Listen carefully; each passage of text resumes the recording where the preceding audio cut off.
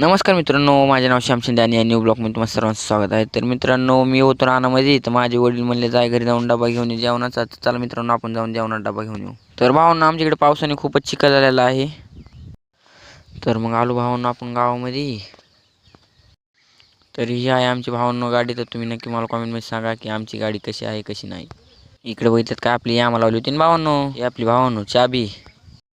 तर भावानं आपण कुलूप उघडून घेतला आहे गेट उघडून. तर आपल्याला डबा भरायचा, चला आपण डबा भरूया. भावानं वेस्टपैकी आणला डबा हुडकून, मग भरायला चालू केला. मग भावानं आमची इथं वरण भात आणि चपाती केली ती. तुमचे नक्की सांगा कॉमेंटमध्ये काय काय केलं तर भावानं खायला. आणि भावानं चला मग मी आता डबा भरून घेतो पट पट पट पट.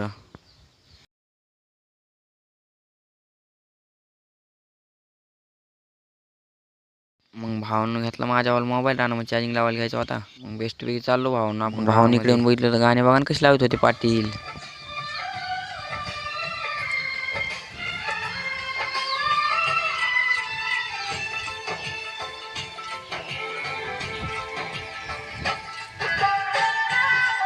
इकडे येऊन बघितलं माझे वडील झोपले ना राव. मग मी म्हणलं चला वडिलांना उठवा. मग वडिलांना उठिलं म्हणलं डबा घेऊन आलेलो उठा.